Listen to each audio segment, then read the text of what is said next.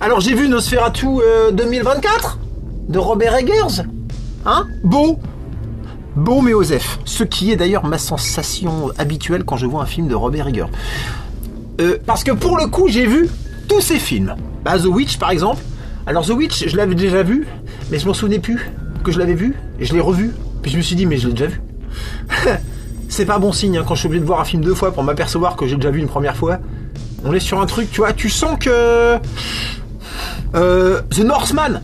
Bon, moi j'aime bien les trucs de Vikings. Voilà, mais là il m'a gonflé. Franchement, je préfère la série Viking parce que là, je vois pas l'intérêt. Les héros, le charisme dans les chaussettes. Hein. Oui, d'accord, le mec fait 1m90, il est baraque, j'en ai rien à foutre. Le charisme dans les chaussettes. L'histoire est incohérente, hein, quand il attache dans la grange et qu'il lui laisse l'épée juste devant. Voilà, tu laisses pas l'épée dans la cellule du prisonnier. Pardon, tous les trucs comme ça qui m'ont énervé. Comme toujours, hein, très beau. Mais voilà. Et The Lighthouse, noir et blanc. Alors bon, beau, forcément. Alors pas du tout accessible. Hein. Mais je dirais que c'est son meilleur. Ouais, parce que c'est un film de fou. En cela, il est réussi. Et donc, Nosferatu 2024. Alors donc là, la production, pour ne pas payer les droits d'auteur, a donc décidé de changer les noms, les lieux, tu vois. C'est en général un fait connu dans le cinéma quand un film de vampire s'appelle Nosferatu, c'est que c'est des gars qui veulent pas payer la licence Dracula. Voilà, c'est ça depuis le départ. Hein. Ouais, c'est des gars qui sont fauchés en gros. Bon, franchement, après on s'en fout. Hein. Van Helsing, Dracula, Londres, qu'est-ce que ça change? Ça n'empêche pas de faire un bon film. Alors, allons-y.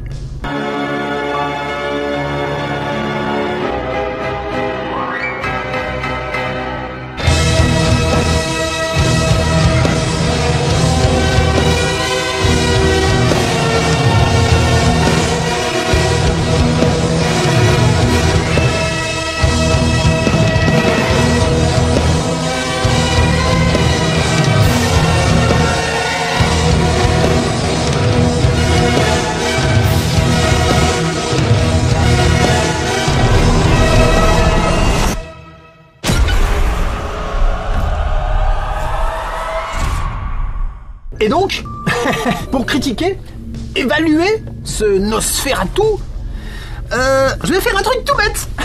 Je vais le comparer avec le meilleur, celui de Coppola, de 92. Oh non, la comparaison ça veut rien dire. Il faut prendre le film pour ce qu'il est. Ah tiens, prends celle-là. Il s'est cru chez lui, le mec, il fait une conférence. Alors l'histoire, déjà. Dans la version de Coppola, on a une genèse du vampire. Je vous préviens tout de suite, cette chronique de Nosferatu va plus être une déclaration d'amour au Dracula de Coppola que autre chose. Le film s'ouvre avec un putain de prologue à voix off. La voix française d'Anthony Hopkins. Constantinople venait de tomber.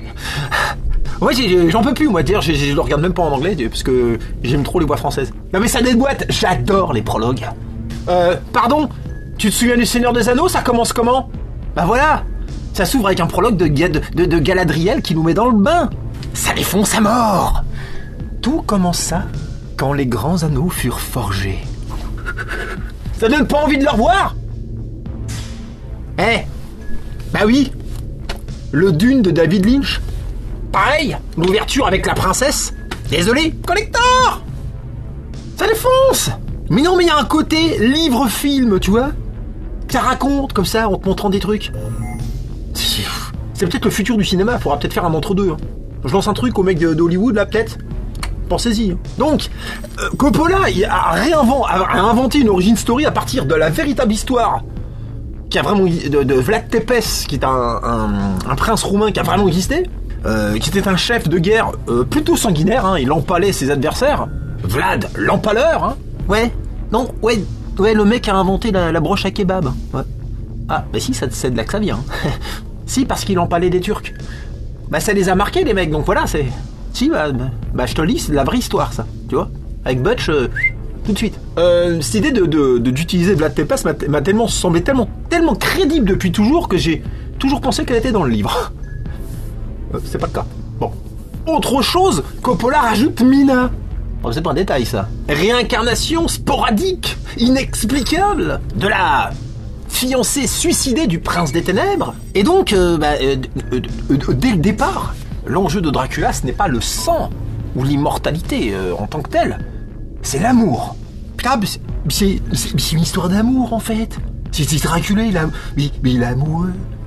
Putain, j'ai pleuré, putain, la fille, là. Mais la fille, elle est morte. Putain, mais dans Rambo aussi, la fille, elle meurt. Putain, j'ai chialé, putain. C'est-à-dire que le but de Dracula est son conflit avec Dieu, et donc de s'extirper de l'humanité, atteindre l'immortalité, pour, dans un espèce de quasi-but, d'attendre la réincarnation de Mina. Mina qui, elle, au passage, s'étant suicidée, est donc refoulée du paradis chrétien. Elle aussi erre dans les ténèbres pour l'éternité. Peut-être dans une attente d'une réincarnation. Moi, c'est un peu comme ça que je le vois. D'ailleurs, j'ai jamais trop su si Dracula, il achète l'abbaye de Carfax à Londres, parce qu'il sait qu'il y a une Mina là-bas qui s'est réincarnée. On sait pas trop. Parce que ça serait quand même un sacré coup de balle.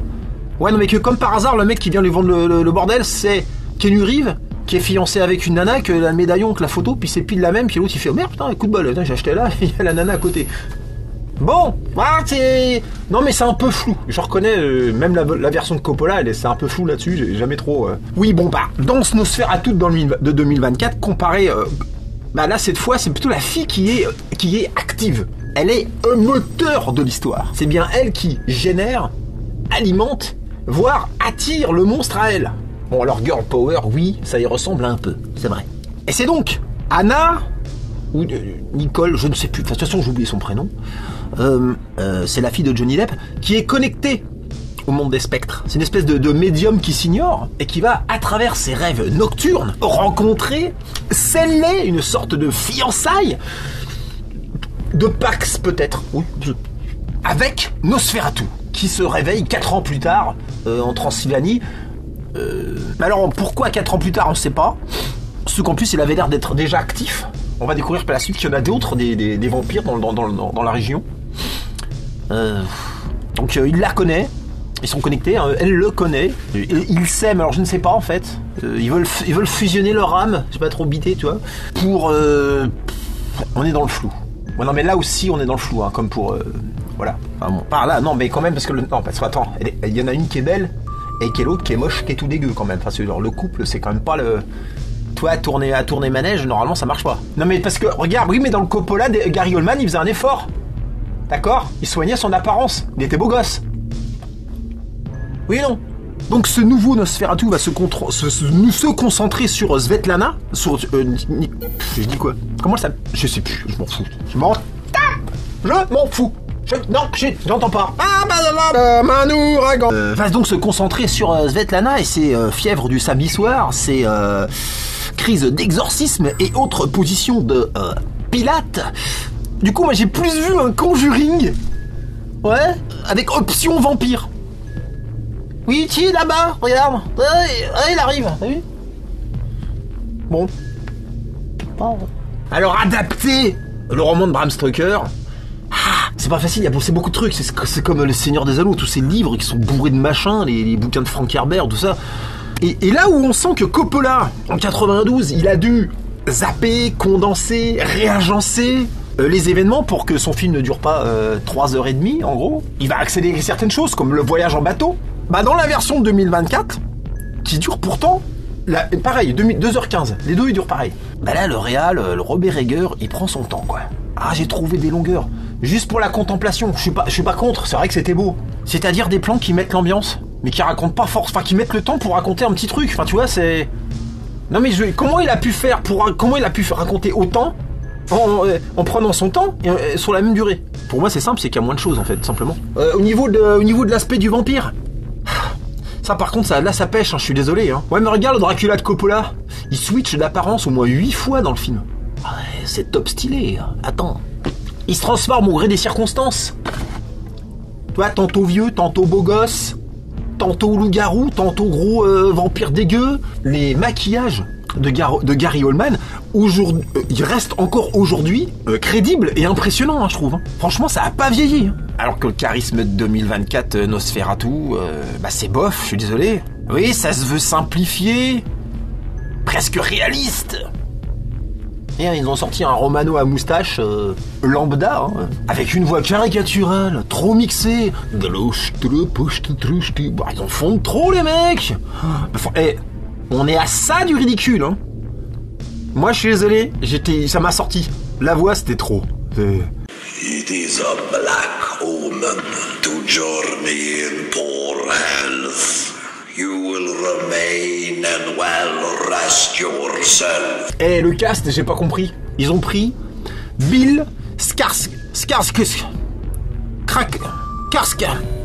Bill Krako. Quoi? Oh merde, il y a une erreur, il manque une lettre. Bill. Eh, le mec, c'est un beau gosse. Pourquoi pas, il y avait eu Brad Pitt et Tom Cruise.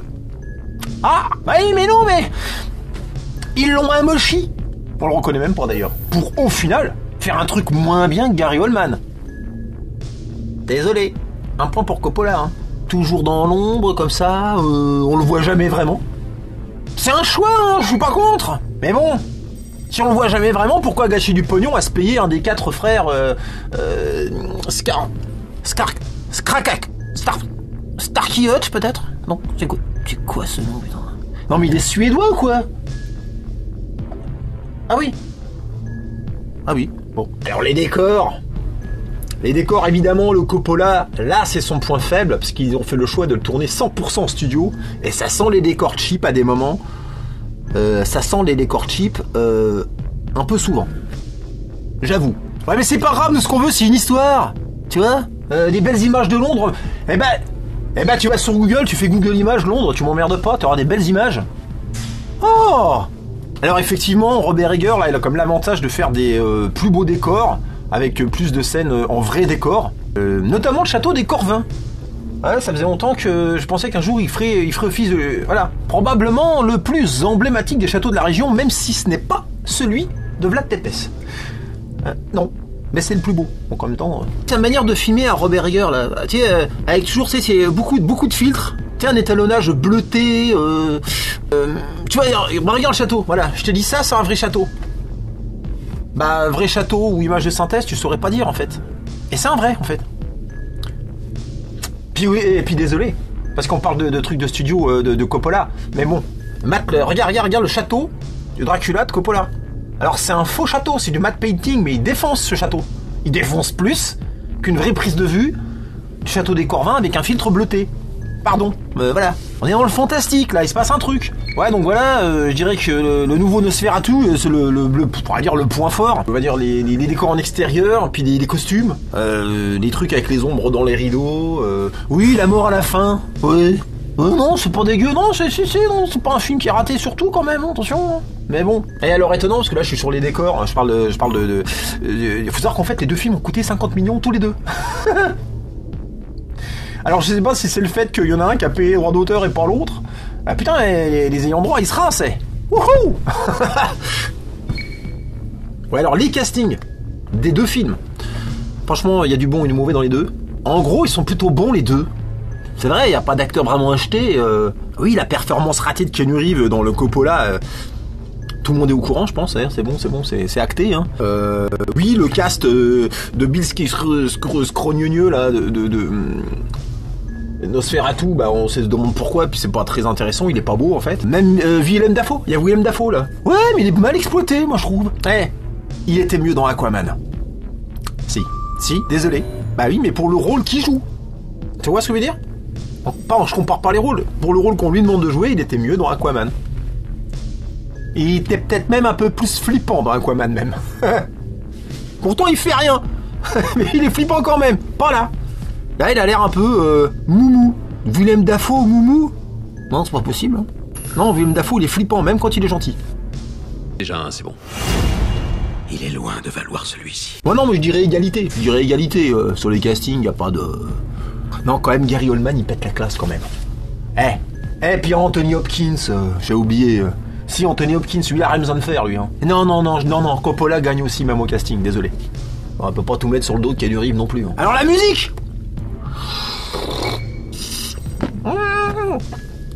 Alors, parce que... Alors là, c'est la PLS intégrale. C'est la question se pose même pas. C'est simple, la question se pose pas. Donc dans le Coppola, c'est la musique de Wojciech. J-6-I-I-E, c'est... Cookie. Putain, c'est quoi de ces noms de merde, putain, mais... Non mais depuis tout à l'heure, je m'arrache la bouche, c'est imprononçable, un truc. Putain, ils peuvent pas s'appeler comme tout le monde. Jean-Pierre, Marielle. Ah, pas compliqué quand même. Alors donc, gros respect à Wojciech, paix à son âme, hein, décédé en 2013.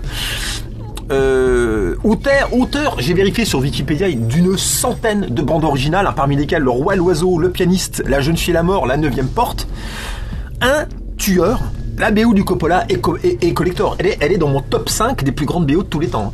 Non, parce que du côté de Robert Eggers, là, avec le Nosferatu, désolé. Hein, on a des violons de fond qui font... Il est où mais il est derrière toi. Ah bah mais qu'est-ce que tu fous là, connard? Mais moi je cherche, t'es chiant aussi. Mais le mec à la caméra, il arrête pas de faire des allers-retours. Bon, on l'a refait, tu te mets devant maintenant. Ouais, mais tu fais chier, on perd... Les gens, on perd du temps, putain. Bon, t'as compris, les violons, ça meuble. Hein. Un petit coup de musique traditionnelle, puis allez-y, hein, au dodo. Hein. Ouais, donc voilà, gros point pour... voilà, pour moi, le Coppola, il le dépasse. Donc c'est là, je me dis, un film qui est fait 92, maintenant 30 ans plus tard, 33 ans plus tard. Aïe! Non, c'est une expression, j'ai pas mal, c'est aïe, je veux dire aïe, oui, ça fait... 33... Ça régresse quand même, hein. Tiens, j'avais envie d'être méchant, j'avais envie d'enfoncer un clou dans le cercueil. C'est le petit bonus géographie. Je suis pas le seul à l'avoir vu, ça tourne sur internet, c'est rigolo. Non, parce que dans Nosferatu de 2024 donc ils ont changé les lieux, ça ne se passe plus à Londres. Et donc la nana, elle habite au nord de l'Allemagne, à Wirburg, je crois dans le film, mais ça n'existe pas. Hein. En fait, c'est Wismar. C'est la ville allemande s'appelle en fait Wismar. C'est l'auteur, ils ont pris la nom pour dire que c'était celle-là qu'ils voulaient, mais sans dire le vrai nom. Bref, c'est Wismar, au nord de l'Allemagne donc. Et Nosferatu habite dans le château des Corvins, en Roumanie. Et on se demande si ça serait pas un petit peu con de prendre le bateau pour faire tout le tour de l'Europe. Par en dessous l'Espagne et tout, revenir par-dessus le Danemark, alors qu'il suffit de faire le chemin terrestre comme ça. Ah mais surtout que c'est le chemin que fera à cheval le fiancé. Aller-retour. Non mais comme quoi c'est faisable. Non parce que rien que pour se rendre au port de Varna sur la mer Noire, il fait déjà un tiers du chemin total qu'il pourrait faire dans l'autre sens. Donc il faut quand même qu'il fasse tout un chemin terrestre, donc autant l'amortir, termine dans l'autre sens. Ouais non mais... Hein? Non mais... Ou alors si tu veux vraiment prendre le bateau, déjà tu peux éviter de te taper les détroits des Bosphore et tout le bordel. Tu prends directement vers le sud, mais tu passes par la Serbie. Comme ça t'esquives le Bosphore, les Y, tu gagnes du temps, enfin je sais pas, parce que c'est la même distance. Ouais. Non mais je voulais pas faire mon prof de géo, mais c'est juste que j'ai remarqué ça, c'était rigolo. Les mecs sont sur internet, c'est timbré. Il y a des discussions, les gars sont en train de calculer le nombre de mètres cubes qu'il faut pour transporter dans un cercueil par rapport au poids qu'un cheval peut, avec à telle vitesse que si c'est pas mieux de le mettre dans un bateau, parce que les bateaux de l'époque, ils allaient à la vitesse de 130 nœuds. Les discussions, les mecs sont à fond, ils calculent les mètres cubes, ils sont à... Ça m'éclate. J'espère qu'il ne restera pas que ça du film, mais pour l'instant, ça laisse déjà des... Hein. Bon, en vrai, c'est vrai, on s'en fout. À la limite, c'est quoi? Invente une fausse carte, tu fais une espèce de terre du milieu à ta sauce. Puis voilà, et ça marche. Envoie l'histoire, envoie les personnages, les intrigues, les enjeux, fais-nous rêver. Conclusion. Si on prend les 4 grands films de Dracula, le tout premier de 1922, celui avec l'acteur italien dont j'ai oublié le nom, celui de Herzog et le Coppola, chaque film se rajoutait un truc. Le son, les couleurs, ça développait, c'était un peu plus froid, c'était un peu plus ceci, il y avait à chaque fois une ambiance, un truc en plus. Chaque film rajoutait un truc à celui d'avant. Là d'ailleurs, sur celui de cette année là, je vois surtout l'influence de Herzog, celui avec Adjani et Kinski, mais en beaucoup moins glacial. Comme quoi il n'apporte rien, même à celui-là il n'apporte rien. Là j'ai l'impression qu'en fait Robert Eggers, il s'inspire de tout, n'apporte rien si ce n'est le progrès technique, et qui veut montrer qu'il sait tout faire, ou tout, qu'il peut tout refaire. Et au final on a une soupe qui est pas mauvaise. Et bon, ça ressemble plus à un hommage. Voilà, non? Oui voilà, c'est un film hommage en fait. j'en profite rapidement pour faire un petit tour d'horizon des films de vampires. Vous proposer un top des films à voir, sait-on jamais que vous soyez passé à côté, ça serait dommage pour vous. Top 5. Alors c'est mon top 5. Alors le meilleur évidemment c'est le Dracopola. Et on l'appelle comme ça, on s'en fout. J'aime bien mettre en deuxième parce qu'il est incroyablement bon et morse. Le norvégien, suédois, je ne sais plus. Alors attention, le remake américain Let Me In est à chier. Voilà. Évidemment, dans le top 5, je mets quoi? Je mets Entretien avec un vampire. La mise en scène est pourrie. Je l'ai revu, la mise en scène est pourrie. Mais par contre, l'histoire est très bonne et les acteurs envoient le pâté. Une nuit en enfer. Eh bien, parce que c'est fun. Et le Nosferatu de Herzog, parce que froid. Tellement froid. En comédie sympa, je vous proposerai, parce qu'il y a quand même des comédies, c'est comme sympa. Vampire, vous avez dit Vampire? Ouais, franchement, ça le fait, c'est sympa. Et puis aussi le bal des vampires. Si, c'est vrai, si, il est marrant. Les films de vampires, bagarre. Ah, bah donc Blade. Blade, ouais. Alors bon, voilà, et en plus les scènes de combat pour l'époque c'était quand même pas mal. Donc on est quand même dans le film de bagarre. Bon, il y a des vampires et puis voilà quoi. Sinon il y avait aussi Underworld qui ressemblait un petit peu.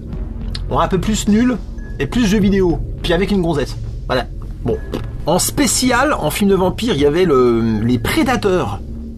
Rien à voir avec Predator. C'est avec Catherine Deneuve et David Bowie. Bon, déjà pour le casting, c'est pour ça que je l'avais vu à l'époque et je me souviens pas de grand chose. Il m'a un petit peu ennuyé, je crois. C'est un film très... ça parle dans le vide. Eh bah tiens, il me fait penser au film que j'ai pas aimé de vampire, Only Lover Left Alive par exemple. Il y a un petit côté comme ça. Ah, il se passe rien dans ce film, j'en peux plus. Ah, des blatères sur fond de rock mélancolique, des propos sur l'existence. Il y a zéro intrigue, c'est un ratage intégral. Oh, mon Dieu. Et puis un que j'ai jamais aimé, c'est Vampire avec John Woo, James Wood. Non, ce cas-là, regarde Une nuit en enfer, hein. Je suis désolé. Hein. Alors, par contre, dernièrement, là, 21, 22, je sais plus quand c'est sorti, El Conde, sur Netflix, original, en noir et blanc en plus. Beau, j'avais quasiment envie de le mettre dans mon top. Hein. Eh oui, parce que bon, c'est tellement rare les trucs originaux comme ça. En fait, le principe du vampire est présent dans beaucoup de films aujourd'hui. C'est souvent détourné dans des nouvelles histoires, ce qui est pas con, hein. Souvent des personnages discrets, beaucoup moins kitsch, revus en version plus réaliste. Et c'est pas déplaisant. À Gérardmer, là, 2024, donc il y en avait 3, dont, et je crois qu'il a gagné d'ailleurs, Vampire humaniste cherche suicidaire consentant. Voilà. Comédie québécoise. Et ben écoute, c'était super bien réussi. Très bien. Donc comme quoi on peut encore faire des trucs. Parce que pour finir, je vais finir la vidéo quand même, je vais m'arrêter là. Je pense qu'il y a encore de la place pour les vampires sur grand écran. Bien sûr. Faut bosser des idées, faut pas forcément vouloir être original. Et juste des fois, il faut juste changer les paramètres. Ça suffit à tout réinventer. Raconter autrement. Montrer. Ou ne pas montrer. Hashtag Morse. Donc j'espère que les futurs réals ne feront pas la même erreur que Robert Egger, hein, oublier de pimenter la recette et croire qu'une belle image, comme c'est la mode en ce moment, hein, ça suffit à faire un grand film. Tiens d'ailleurs, et j'y pense que maintenant, je parle de vampires depuis tout à l'heure et j'ai oublié le truc principal. Ce Nosferatu 2024 est moins gore que le Coppola. Désolé. Ah bah ça, oui. Bah oui, mais bon, ça m'embête de me répéter. Mais dans un film de vampire, plus que jamais, il faut que ça pisse le sang. Sinon, on comprend pas.